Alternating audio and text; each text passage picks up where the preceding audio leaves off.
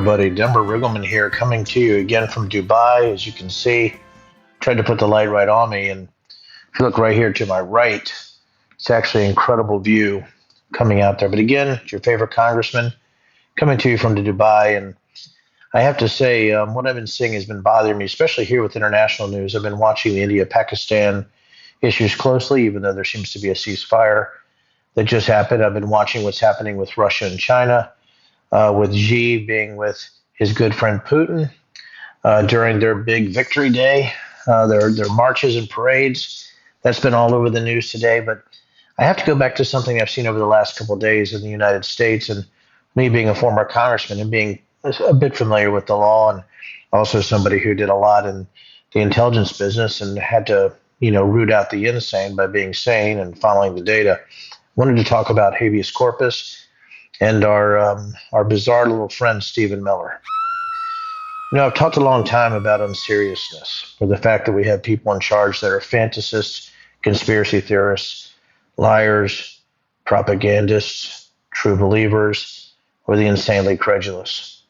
And listening to Stephen Miller talking about the Trump administration possibly suspending the writ of habeas corpus based on their immigration stances, or this fantasy or this led belief that they need to overwhelm or overcome court orders about immigration, should absolutely put chill and terror through every single American.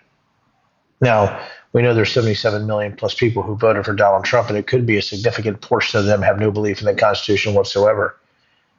But you know about the writ of habeas corpus. If you know what this is, it means, I think, something like, and I was just reading about it specifically, to have the body of, something like that.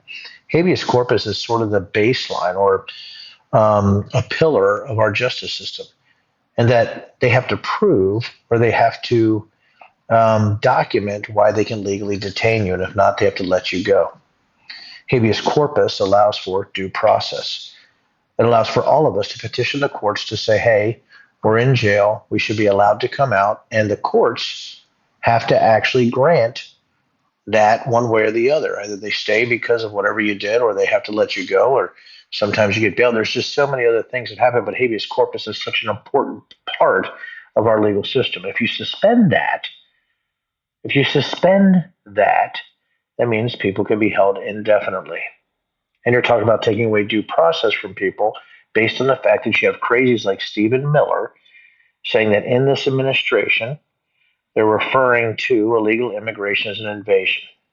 Now, we know that's ridiculous. We know that the Constitution clearly delineates the United States has to be in impending danger because of invasion, that the safety of American citizens, because of this overwhelming force, is actually in danger, which, as we know, that's ludicrous. But what does that mean about unseriousness, or the serious unseriousness of the deranged, for people, again, that are credulous, propagandists, fantasists, true believers, or maybe they got a hole in their soul? Just like when Doc Holliday in Tombstone talked about Johnny Ringo. I think he said something like there's a black portion of his soul that they could never fill, or a hole in his soul they could never fill. Seems to be that way with Stephen Miller and a lot of the people in this administration. Why should it scare us? I talked about the international news at the beginning. There are real things happening in this world that take serious people. India and Pakistan had a ceasefire that had been brokered by the United States. Would have been brokered probably anyway, but there is a chance of escalation. Let's see how that goes. But if we look at what's happening in Russia and Ukraine, Israel and Palestine, what's happening here with tariffs, the uncertainty of our economy, the fact that it seems to be like somebody, picking tariff rates out of a bingo ball tumbler, we have a real problem with the United States being any kind of factor in global affairs. Not only that, if you have unserious people in charge, what happens domestically if we were to go into stagflation, some type of massive recessionary timeline, which a lot of people are worried about.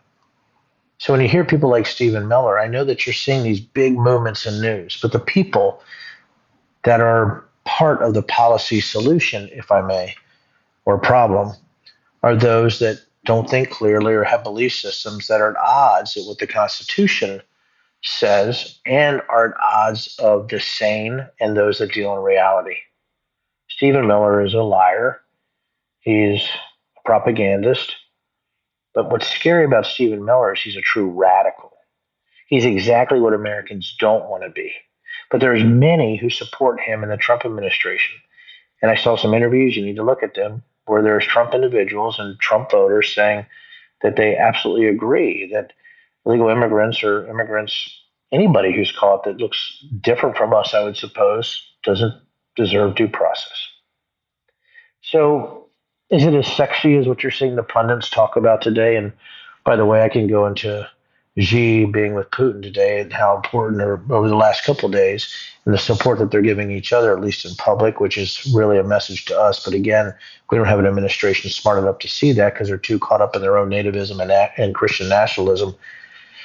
But what I do think is we're going forward too with India and Pakistan, with Israel and Palestine, with you're going to see the Balkans start to heat up again. Mark my words. We already know that it's starting to get a little bit of weird down in the Serbia Kosovo region, something that I'm very aware of. And we see what's happening with our trading partners in Canada and Mexico. What we're seeing internally, it's people like the Stephen Millers, and I've said this before, the Carolyn Levitts, it's people like the Tulsi Gabbards, that's right, people like the Pete Hegseths, people like the RFK Juniors, people like the Kristi Noems, people like the Marco Rubios, who seems to think it's okay to appoint a white nationalist named Darren Beatty as an undersecretary. These are the people actually making policy, and it's those people that listen to people like Stephen Miller, who we think, and we're 80 to 90% sure, was the person making the final decisions on the Signalgate crisis when you see him stepping in and speaking for the president while Waltz and Hegseth are rolling over and showing their bellies to somebody like a Stephen Miller who's a 39 or 40-year-old nutbag. We have to fight back. We have to be confrontational intellectually, and we have to make sure that if anybody's saying anything stupid like this, you confront them immediately. Anybody out there who's for suspending habeas corpus is an idiot. They're a bad person, or they're stupid, or they're credulous, or they believe fantasies. That's it. There's no other way to look at it. That's why I do Denver After Dark. It's it's not punditry to be a pundit. It's to look at what's really happening. Are the people making those decisions that affect us, Americans, and decisions that are opposite of what the Constitution intended? Not only opposite of what it intended, opposite of what it says, opposite of everything we stand for as Americans. So here I am in Dubai. I care about what happens to our country.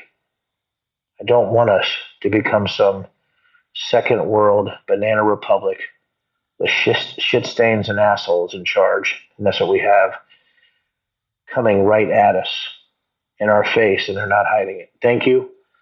You know, it's going to get worse before it gets worse. But on the flip, it's up to us to be the guiding light for others.